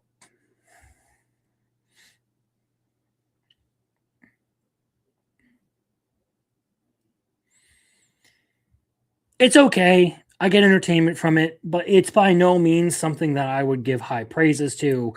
It mostly just wants to fuck around and make Sawville's household just miserable the whole time. So yeah. Then we have Sanda. Sanda. So we have Sanda fighting the killer girl and all that. And like her whole mental breakdown as she's sitting there like, acting like a little kid, pretty much. She's sitting there completely confused about everything that she's feeling and all that. Meanwhile, we have Santa's rapid transformations.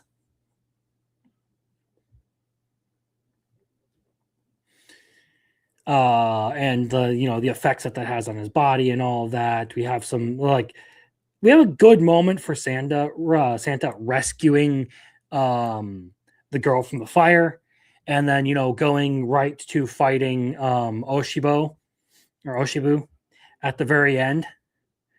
But to answer this question, I probably wouldn't. I don't think I would continue on with Santa. It's not something that I am super interested in right now. And this season has just not been doing too hot, if you ask me.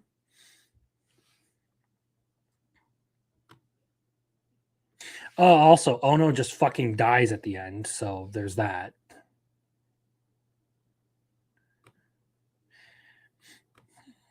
Sanda is my disappointment of the season. I went in expecting to absolutely love it, and how I'm dreading new episodes. Just get it over with. Yeah, I'm kind of at the point where I'm just like, just get it over with. We'll move on. I won't be watching a season 2. It's not something that I particularly care for. Like the story just doesn't really go where I want it. I was hoping it would. So at the end of the day, it's like, I'm gonna move on. I'm just not feeling it. We're gonna just.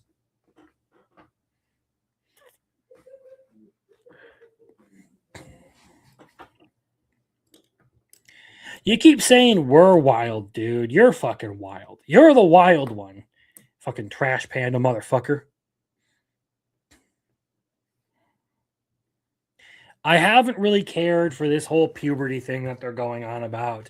I haven't really cared for a lot of the symbolism or allegory or anything that they have done with this show. I went into it hoping I'd get wacky Santa antics. I did not get that.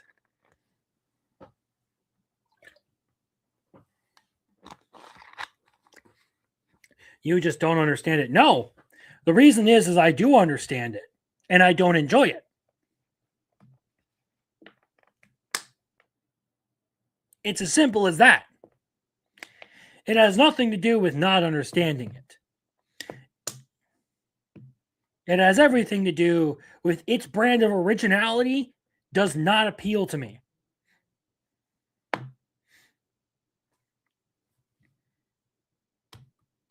So basically, I could go read A Promised Neverland and have a better experience. Cool. Thanks for the tip.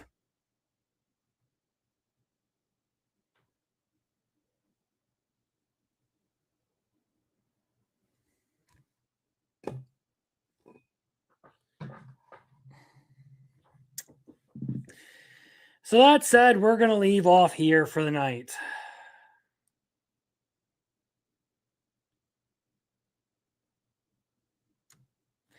That's how I'm feeling about everything. Also, I'm not really drunk, more so just like tired and grumpy.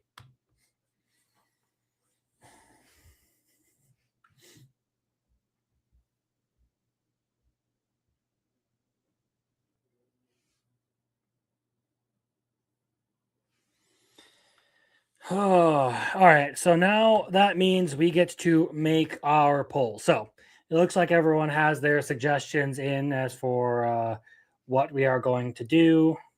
So we are going to create new poll.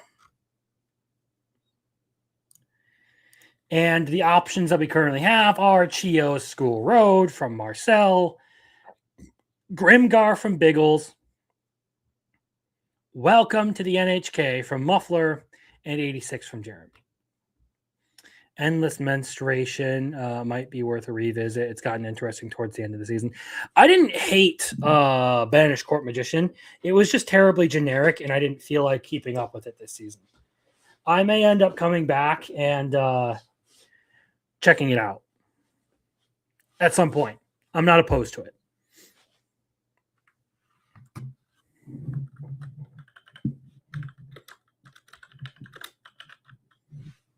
Chio School Road.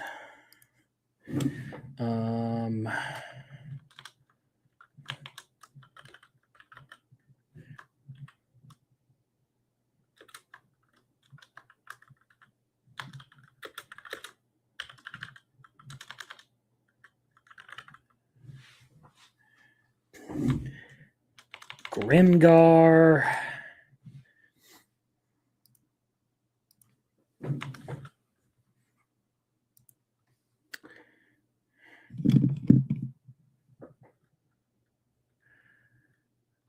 Welcome to the NHK.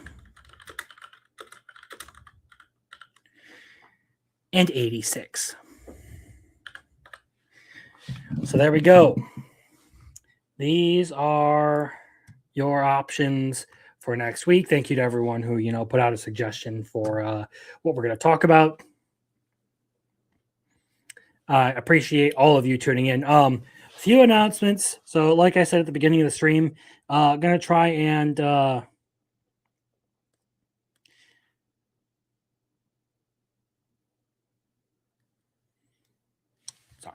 gonna try and get that Escaflowne video out for Monday, and then do 2 other videos that would normally come out at the beginning and the end of the week after that.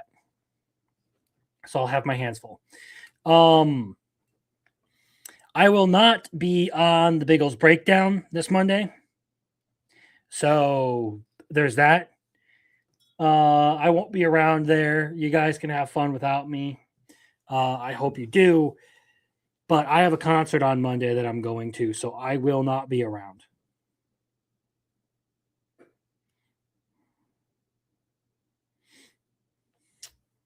That being said, after the stream goes down, poll goes live, whole channel can vote on it. So I will see you guys likely on Crimson News Network on Wednesday. You all have a good night. I'm going to tune out and take the sweatshirt off and just relax for the rest of the night. I hope you all have a good one, and I hope you to see you in future projects. What do we have for the ending? You know what? Let's change that. Let's go with this one. Have a good night, guys. Enjoy the rest of your weekend. Stay safe. Mazel tov.